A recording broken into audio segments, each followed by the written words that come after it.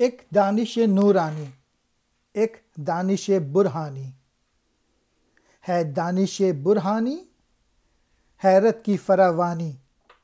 ایک دانش ہوتی ہے نورانی جو کہ دل کو منور کرتی ہے، اور ایک دانش ہوتی ہے برہانی جو کہ عقل کو منور کرتی ہے۔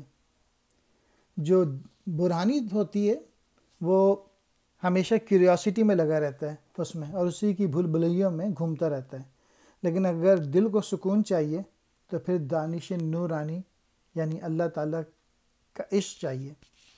دانش نورانی نور والی عقل یعنی عشق، دانش برہانی دلیلوں والی عقل، فراوانی زیادہ ہونا۔ اس پیکر خاکی کے معنی اس مٹی میں، تو اللہ تعالیٰ اس مٹی میں ایک شے ہے جو آپ کی ہے، اور میں اس کی نگہبانی نہیں کر سکتا، اس کی حفاظت نہیں کر سکتا۔ کچھ لوگوں نے اس کی تشریح کی ہے کہ دل، اور بعض نے کی ہے اس کی تشریح روح، کہ میں روح جو ہے اس کی حفاظت نہیں کر سکتا، وہ تو آپ جس وقت چاہیں میری نکال سکتے ہیں، اور بعض نے کہا ہے دل۔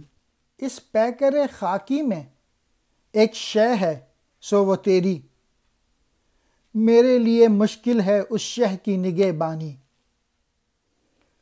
اب کیا جو فغاں میری پہنچی ہے ستاروں تک،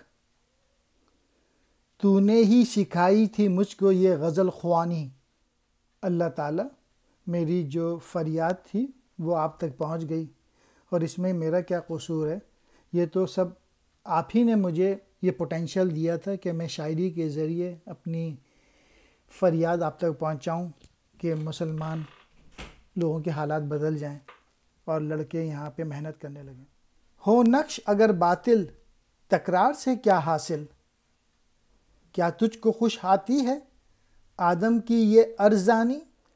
نقش کہتے ہیں تصویر کو، باطل جھوٹی، تکرار دہرانا، آدم انسان، اردانی سستا پن۔ علامہ اقبال نے سوال کیا اللہ تعالیٰ سے کہ انسان کو بنانا اور پھر وہ مر جاتا ہے، پھر وہ دوبارہ پیدا ہو جاتا ہے، تو کیا وہ باطل تھا؟ نقش باطل تو مٹ جاتا ہے۔ اللہ تعالیٰ یہ آدمی اتنا سستا ہے اور اس کی بس اتنی سی قدر ہے کہ مسلسل پیدا ہوتا رہے اور مرتا رہے۔ یہ تو اشرف المخلوقات تھا، اس کو تو فرشتوں نے سجدہ کیا تھا۔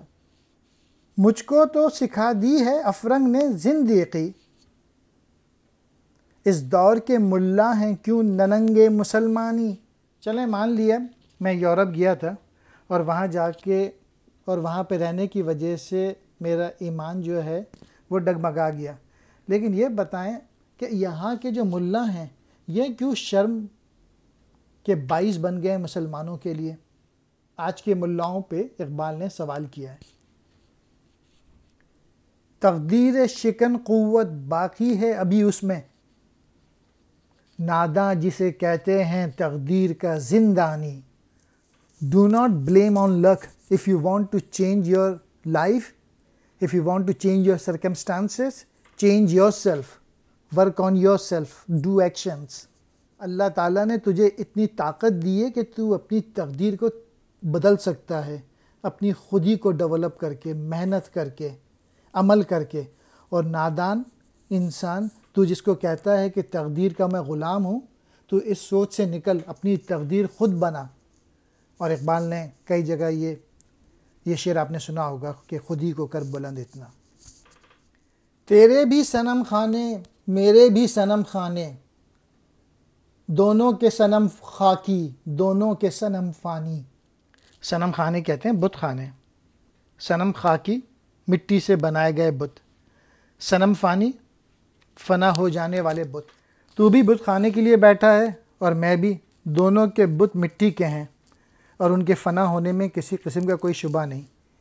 یعنی اس دنیا میں انسان مٹی کے بنے ہوئے بت کی طرح ہے اور اس کو بھی مر جانا ہے، ختم ہو جانا ہے۔